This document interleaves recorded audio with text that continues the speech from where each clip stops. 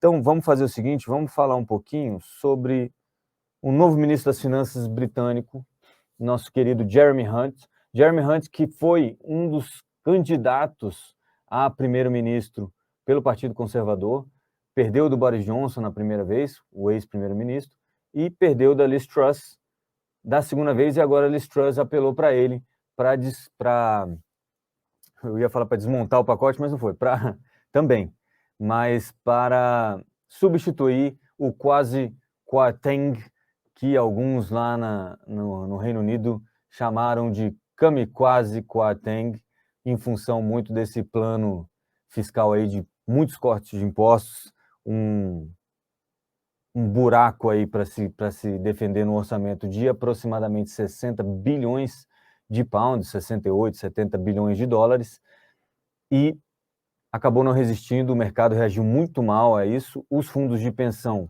quase quebraram, em função disso o Banco da Inglaterra, né, o BOE, teve que intervir no mercado de títulos para segurar as mudanças que tiveram nos títulos, porque os fundos de pensão trabalham com um derivativo, é um swap, com títulos mais longos, e aí eles precisavam repor. E quando deu essa alteração muito grande, essa volatilidade muito alta, eles tiveram que repor o caixa deles, os investimentos, e pagar as chamadas de margem, e aí alguns não tinham dinheiro e não tinha ninguém que comprasse os títulos mais longos que eles estavam segurando. Então o Banco Central Britânico, aí, o BOE, teve que intervir no mercado de títulos para voltar as taxas um pouquinho para baixo. Eu vou até mostrar para vocês o tanto que isso movimentou o mercado. Isso aqui é o gilt, né, que é uma espécie de título, um tesouro pré-fixado lá britânico de 30 anos, e quando o pacote fiscal foi anunciado, ele deu essa paulada aqui para cima, chegando a 5% ao ano nos próximos 30 anos, e agora caindo um pouquinho. Hoje ele cai quase 40, mais de 40 pontos, estava caindo aqui, ó, 44 pontos, 44 basis points, né, 44 bases, 0,44 ponto percentual, 10% mais ou menos de queda no yield, ou no rendimento desse título. Isso quer dizer que o mercado agora vê um risco um pouco menor para isso, para esse tipo de título britânico. Então é o governo britânico tentando recuperar a credibilidade, como o Jeremy Hunt falou hoje de manhã, numa audiência, num comunicado dele ao mercado e aos cidadãos britânicos, desfazendo praticamente todo o pacote que tinha sido apresentado pelo kamikaze Kwarteng de corte de impostos. Então ele voltou, ele acabou com a história de corte de imposto de renda, acabou com a isenção de imposto para turistas, né? Tinha esse pacote do Kwarteng, tinha previsto uma isenção de imposto para turistas. Então, se você fosse para a Inglaterra aí, agora você comprava e não tinha que pagar o VAT, que é uma espécie de um dos maiores impostos, ele incide sobre quase tudo na economia britânica. Também diminuiu o tempo de vigência de um teto que a Liz Truss e o Kwarteng tinham previstos para as contas de energia, né? Esse teto iria até 2 anos, né? Você imagina, isso já aconteceu no Brasil, né? Alguns de vocês vão lembrar aí que a Dilma também baixou o preço, limitou o preço da energia na canetada, e acabou que a gente teve que pagar essa dívida um pouco mais para frente, né?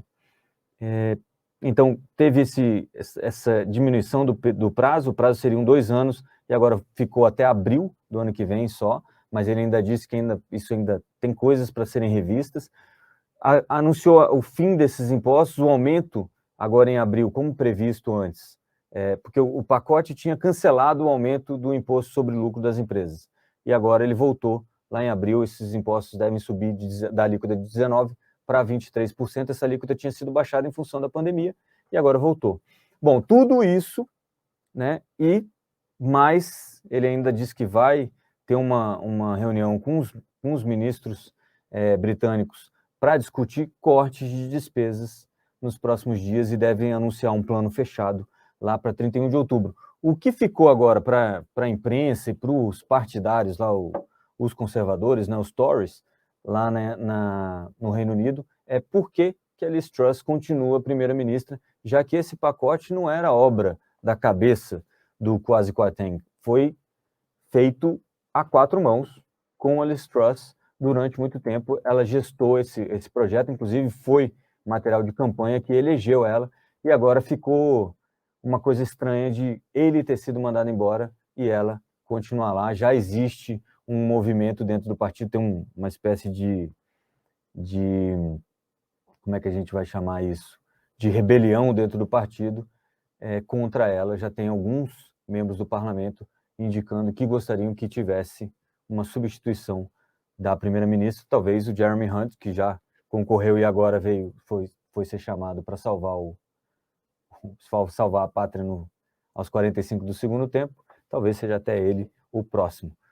De qualquer forma, por enquanto não temos nada, só temos uma melhora dos mercados. Se você olhar aqui também, o pound se revalorizando, né? Essa queda toda aqui no valor do pound contra o dólar foi também no anúncio. Ele sobe um pouquinho com a intervenção do Banco da Inglaterra, depois cai e agora voltando a subir hoje, aí subindo o dólar caindo 0,70 contra o pound, então o pound se valorizando, tá? Isso tudo traz um pouco de ânimo para o mercado, um pouco mais de sentimento de risco, de que pode ter risco, porque as pessoas estão olhando para as contas públicas de uma forma mais responsável, né? Essa ideia mais criativa da Inglaterra acabou causando muita fricção nos mercados, além de tudo que a gente ainda está vivendo de guerra na Ucrânia, inflação muito alta na zona do euro e na Inglaterra, né, uma das maiores inflações nos últimos 40 anos. Nos Estados Unidos a mesma coisa, uma expectativa de um aumento na taxa de juros americana de 0,75 agora em novembro e outro aumento de 0,50 a 0,75 em dezembro. Esse 0,75 em dezembro não era esperado até que veio os últimos dados de inflação norte-americano muito acima do que era esperado, tá?